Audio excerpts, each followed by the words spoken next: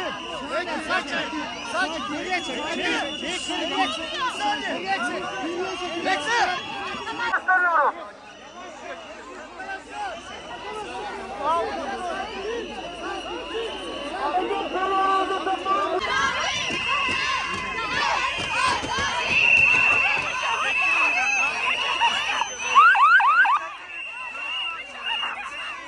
Arkadaşlar hükmetmeyin.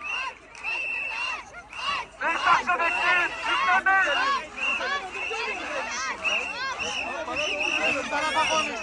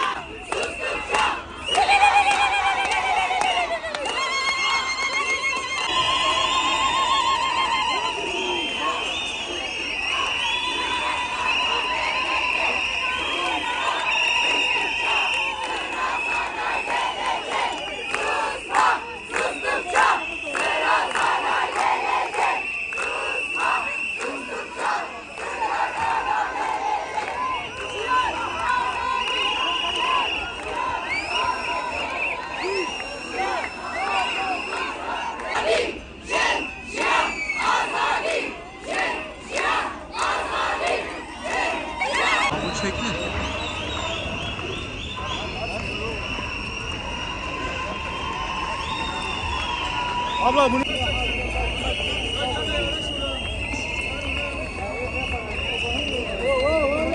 Ülke kadın ve çocuk mezarlığı olarak anılmaya, biz kadınlar bu ülkede her gün güvencesiz bir yaşamın içine itilmeye devam ediyoruz.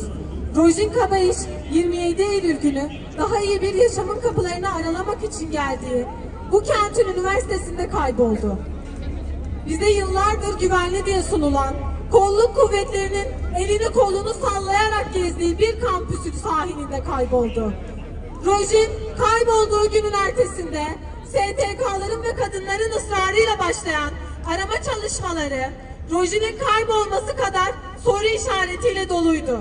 Ve biz kadınlar Rojin aranırken en fazla etkin soruşturma yürütülüyor mu sorusunu sorduk. Çünkü önümüzde izlerinin kaybolmasına izin verilen Gülistan Doku, Narin gibi örnekler vardı.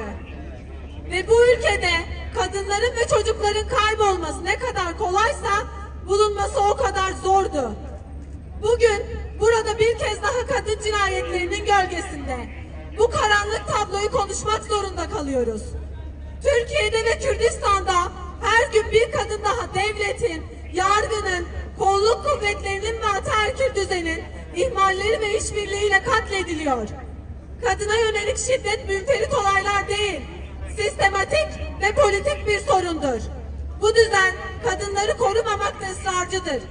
Çünkü kadınların hayatları üzerinden inşa edilen erkek egemen sistem ayakta tutulmak isteniyor. Kürdistan'da olağanüstü güvenlik önlemleriyle karşımıza dikilen sistem kadınları korumak söz konusu olduğunda bütün ikiyüzlülüğüyle karşımızda duruyor. Bu yüzden bugün buradayız ve çürüttüğünüz yasalardan ve yalnızca sisteminizi koruyan güvenlik güçlerinizden çok birbirimize güveniyoruz. Kadınların öldürülmesine, şiddet görmesine göz yumanlar bu sistemin en büyük ortaklarıdır. Kadına yönelik şiddetin ve kadın cinayetlerinin önlenmemesinin nedeni devletin failleri koruyan cezasızlık politikalarıdır. Failler mahkemelerde ihale indirimleriyle ödüllendirilirken İstanbul Sözleşmesi gibi uluslararası anlaşmalar yok sayılarak kadınların yaşam hakları içe sayılmaktadır. Kadınları koruyan yasaların etkin bir şekilde uygulanmaması her bir kadın cinayetinin faili olarak bu sistemi göstermektedir. Natırsın, hesap dıpırsın. Natırsın, hesap dıpırsın. Natırsın, hesap dıpırsın. Natırsın, hesap dıpırsın. Kadınların yaşam haklarına kasteden bu ataerkil düzene karşı sesimizi yükseltiyoruz. Bu mücadele sadece sadece kadınların değil, özgürlüğü ve eşitliği savunan herkesin mücadelesidir. En başta yerel yönetimler kadınları hedef alan her türlü şiddete karşı sıfır tolerans politikası uygulamalıdır. Kadınları korumak, kolluk güçlerinin keyfine bırakılacak bir mesele değildir. Bu şehirde bir kadının canı tehdit altındaysa bunun sorumlusu tüm sistemdir. Bu yüzden ilçelerinden büyük şehrine kadar belediyelerimiz şiddete uğrayan, tehdit edilen her kadının yanında olacak, şiddet gören kadınlar için sığınma evleri, hukuki destek ve psikolojik danışmanlık hizmetleri arttırılırken, kadınların ekonomik olarak bağımsız olabilmeleri için iş imkanları yaratılacak.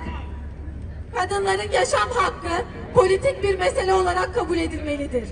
Devletin ve yerel yönetimlerin görevi, kadınları koruyacak gerçekçi politikalar üretmek ve bu politikaları hayata geçirmektir. Kadın cinayetleri ve kadına yönelik şiddet bu coğrafyanın kaderi olamaz ve olmayacaktır. Yaşamın her alanında eşit, özgür ve onurlu bir şekilde var olabilmemiz için mücadele etmeye, meydanlarda, Gülistan Doku nerede, Rojin Kabeş'e ne oldu demeye devam edeceğiz.